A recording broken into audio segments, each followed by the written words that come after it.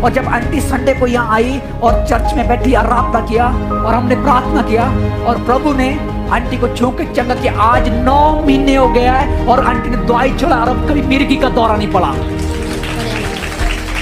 तो आंटी का नाम शकुंतला है।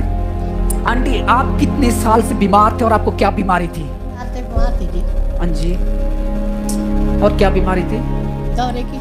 अच्छा, आंटी को 10 साल से दौरे की बीमारी थी और कंटिन्यू 10 साल और दौरे का मालिक मिर्गी। और ये ऐसी बीमारी थी आधी रात को भी इनको क्या हो जाता था, दौरा पड़ जाता था। और एक बार तो रोटी बनाते कई बार गैस के ऊपर गिरे। इनकी बेटी भी कल आई थी, बता रहे थे। और एक बार गर्म पानी लेके जब बाहर निकले तो गिर के गेट पे गिर पड़ी और इनकी आंख में लगी तो आंख डॉक्टर ने बोले खुलेगी नहीं कभी, इतना सूझ गई, आंख बंद हो गई, इनको मालूम है। और इनकी बेटी कल इन्होंने देखा है। तो ऐसे आंटी बीमार थी और इतने साल से मिर्गी सी इतनी बीमारी हो रही थी, वो मिर्गी का रोग से ठीक नहीं हो रही थी इतने सालों में। क्या आपने डॉक्टर से दिखाया और इलाज किया था क्या? हाँ जी, करतार लगा कर दिखा जिसके सामने क्यों टेस्ट करवाते बंद करके।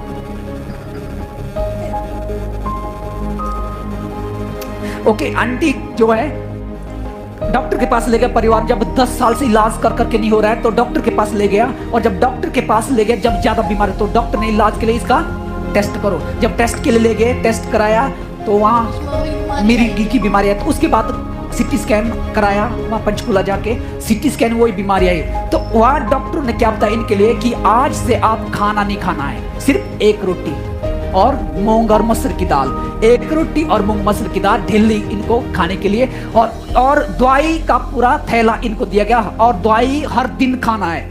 और आंटी बता कि जैसे दवाई लाई, उनकी बेटी आई थी कल, बेटे से बात हुई, जैसे दवाई खाना शुरू किया आंटी ने और ज्यादा बीमारी बढ़ती गई। पहले तो कम पड़ती थी और अब हर टाइम पड़ने गई। जैसे काम में जाती है, रास्ते में चल रही है, घर कहीं गिर जाते थे और दवाई खाने से और ज्यादा बढ़ गया। इसका मतलब लगातार 10 साल कंटिन्यू ये उस मिर्गी की बीमारी से ग्रसित रहे और डॉक्टर ने भी खाने के लिए मना किया और इलाज कराया, लेकिन दवाई खा के और बढ़ना शुरू हो गया। तो ऐसी गंभीर हालत में थे घर पर। और इनके दांत आप देख रहे हैं, दांत भी उसी कारण टूटे हैं।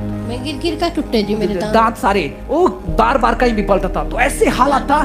तो आंटी आपको यीशु मसीह के बारे में और चर्च के बारे में कैसे मालूम हुआ? मेरी एक रिश्तेदार नहीं थी जी। ओके, सुनो जाना थी जी। ओके, तो आंटी बताना कि इनकी एक फ्रेंड है जो मलकानी आंटी, हमारी बलजीत भाई की मम्मी है, वो इनके रिश्तेदार है। तो उनको मालूम था इतने साल से बीमार है। तो इन्होंने आंटी ने इनके लिए बताया कि आप चर्च में आइए, एक बार प्रार्थना करें। और यीशु मसीह के बारे में बताया, यीशु मसीह आपको चंगा करेगा। तो आंटी ने विश्वास किया उनकी बातों में। और आंटी एक दिन संडे को यहाँ आ गई।